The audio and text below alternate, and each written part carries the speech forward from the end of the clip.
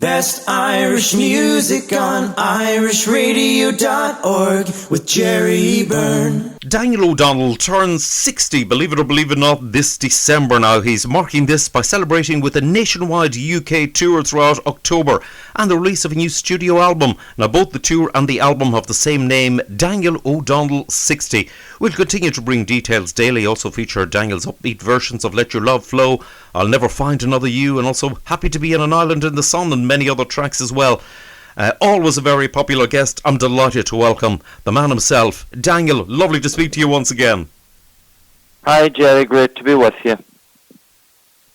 Daniel, listen, it's lovely to chat to you once again. Now, you've previously discussed with me your business studies in Galway before you switched to the music industry. Now, you've created a remarkable record-breaking statistics of your own. In 2020 last year, so you chart at least one album for 33 consecutive years. Now, in the UK alone, 46 albums have reached the top 75, 18 of which were top 10 successes. What inspires you to continue with this fantastic output?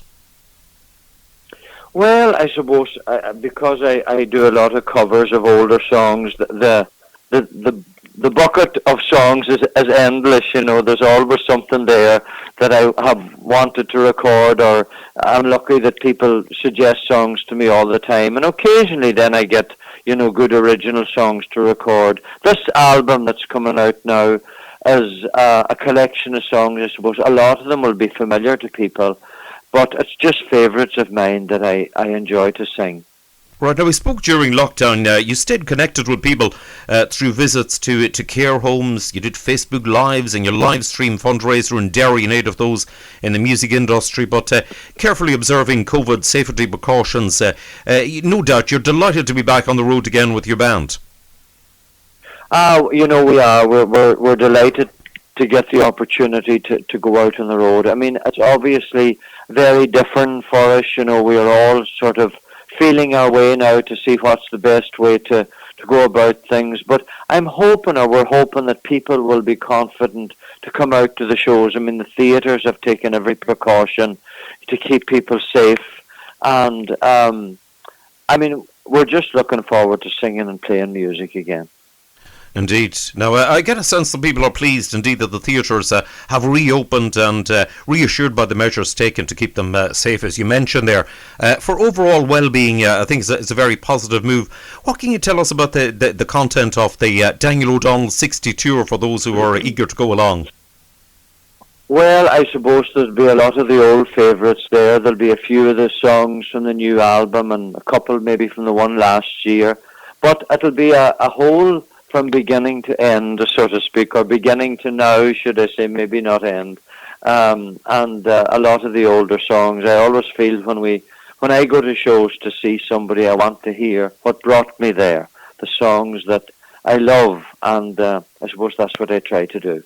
Indeed. Now, your new studio album released by the Damon Music Group is available actually on green vinyl as well as CD and digital. Now, your collaboration with the legendary producer Nigel Wright is exciting. He enjoys a great reputation for producing recordings of West End musical and box office smash films. Yes, I recorded the last album with Nigel too, and it was very, very enjoyable to do it. And this one was recorded about October time last year, when the restrictions lifted and we were able to travel a bit more freely. I went to his studio in Aylesbury, or down near Aylesbury, and recorded most of this album. There was a couple then that was done in a studio at home. You know, he sent the music and I went into a local studio. But for the most part, we did them all last October. And I hope people will enjoy it too. I mean, there's just, as I said, favourites of mine that I wanted to record, and I, you know, it's just nice that I'm in that position that I can always record, you know, just whatever I choose to record. Indeed. Now, the album shows, I'll have to say, your versatility. Would you say that the key to enduring success is being open-minded when ideas are flagged up about what to record, but being aware that it will suit your style and range? Yeah, I think it's very important. You know, there's lots of songs that I love, but I wouldn't attempt singing them because I I wouldn't be able to sing them, or maybe I wouldn't be able to just feel to do them justice, you know. So I think it's important that you sing something that you're comfortable with, and even if you love a song that somebody else sings and you feel you're not able for it, leave it alone and just listen to somebody else singing it. Right. Now, your singing career gives you a profile which you generously use to highlight good causes. Now, indeed, you received an honorary MBE for services to the music industry and to charity. Now, you don't shout about your efforts, I know that, but it must give you great satisfaction to give something back in an effective way to worthy causes. Well, you know, I suppose people like me, we're in a very privileged position, and that we can do things for all kinds of different charities, and we can do the smallest thing and it makes a huge difference.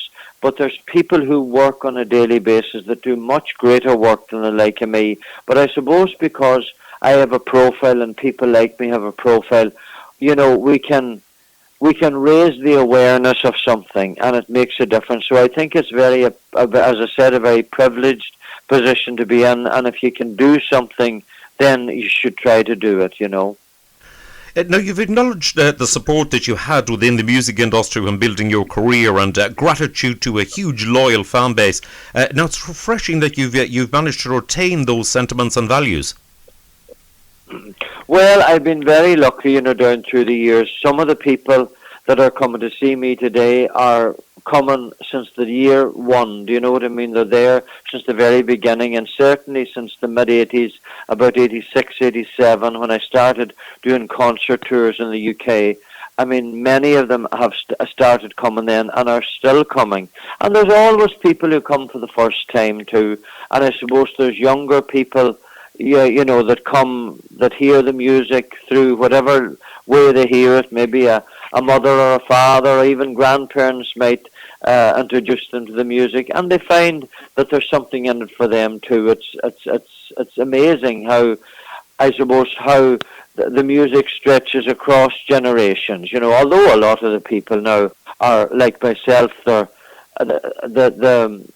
we at home say that we wouldn't tear in the plucking, you know.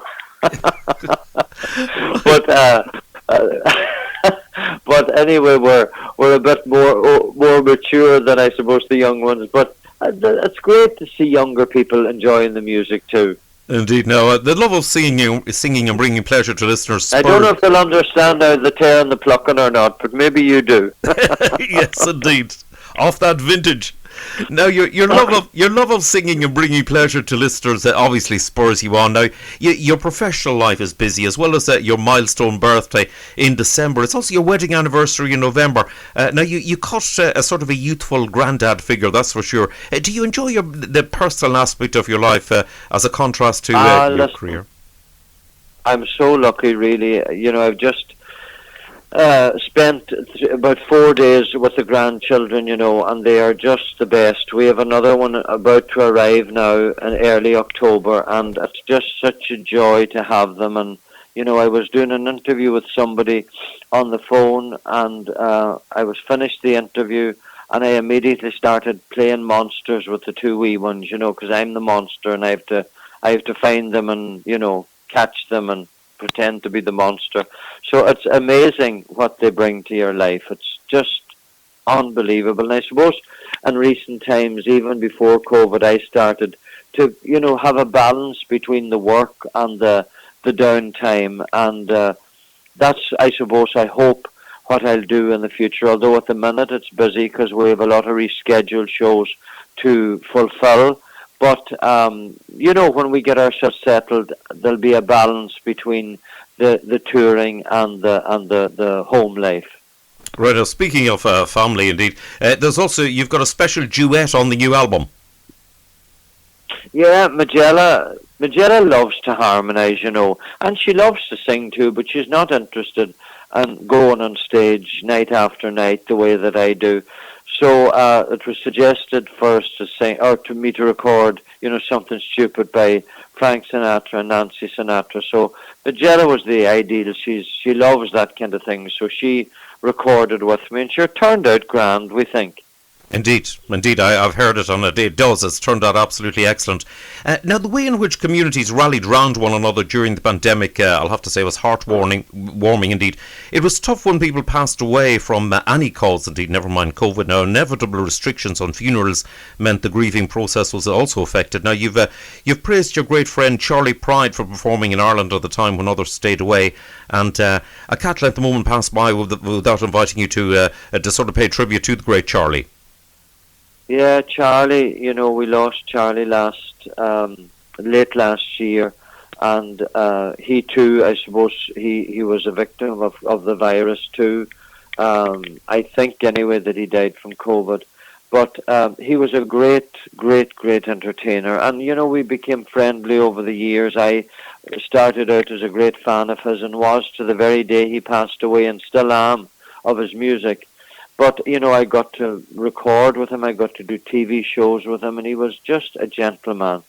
And only just yesterday I had a message from his manager in America that they're doing the last recordings that Charley was working on, and they're asking people to join and sing with him, and they very kindly approached me to see Rosine, Charley's wife, was anxious that I'd be involved. So I was absolutely thrilled, and I got back to them and said I would be honoured. So that's something in the pipeline now that we'll, I'll get to do something with Charley, even though he has passed on, that this next album that will be released from him of songs he was working on, I'll be on the album. So I'm absolutely delighted about that. Now, closer to home, of course, more recently you lost a valued and treasured member of your own band who passed away also. Yes, Ronnie, we are very, very sad that Ronnie Kennedy has passed away. Yeah, Ronnie joined my band in 1984, and he was with me until 2016 when I took the break after Magella had her cancer treatment, and I took a bit of time off. Ronnie decided then that he wouldn't return to the road as he had been before. He decided to retire. The long journeys, I suppose. And although his health wasn't, too bad, he was having issues, so he just decided then that, he wouldn't travel anymore. But sadly, he had been battling prostate cancer, and eventually it went to the bone, and he just couldn't overcome it anymore. So he passed away a couple of weeks ago, and we were just, I cannot believe that he's gone, honest to God. We were, I suppose lucky that things had relaxed enough that I was able to get to see him before he died. The week before he died, I was able to spend a half an hour with him, and we had I suppose a lovely farewell, because we knew, and he knew, that he was, not going to get better, and the purpose was that we would have this last bit of time together. And then we were able to, because the churches were able to have people in them, we were able, all the band that had worked with Ronnie through my time and his time with me, we were all gathered and we sang him out.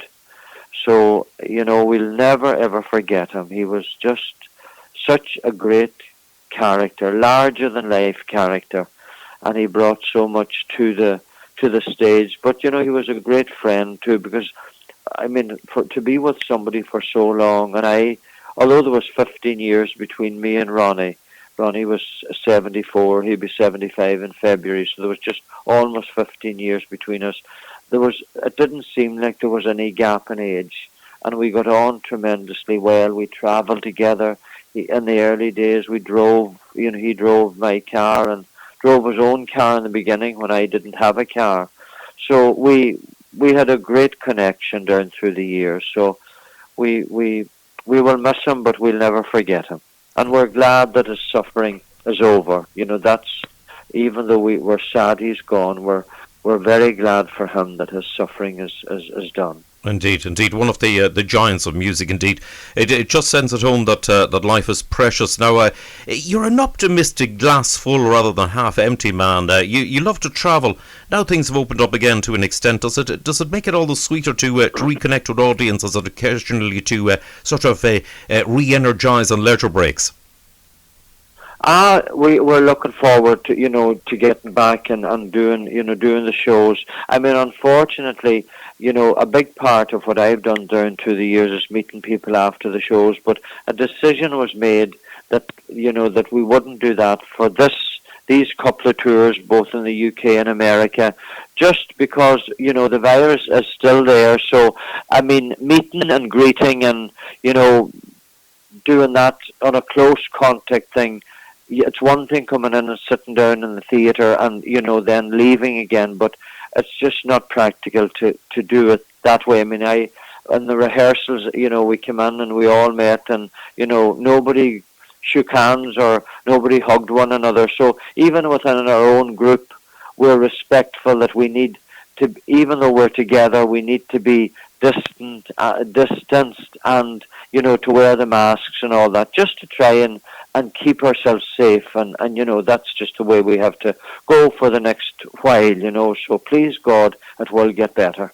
Indeed. Well, I'll have to say you're sensational coming up to 60, so obviously you've got the balance right. We're delighted to bring details of the album and the tour. To find your nearest venue, follow the link on our website, irishradio.org. You'll find all the ways to purchase the album also now. Daniel, thanks for taking the time out of rehearsals to recap on life and times and tell us about Daniel O'Donnell's 60, the October 2021 UK nationwide tour and album. Daniel, listen, wishing you a very happy birthday in December. Listen, have a great start to the touring in the UK and also the US. Thank you very much, Jerry. It's always a pleasure, and greetings to everybody who are listening. We look forward, if you're in the UK, to seeing you somewhere at a venue that maybe you would be able to get to. And if you're listening in America, of course, we have an extensive tour there too. And looking forward to be back in Ireland and Killarney next August. The dates are rescheduled. So please God, everything will eventually get back to normal. Australia and New Zealand, they were a casualty too. So I don't know when we're going to get to do shows in that part of the world.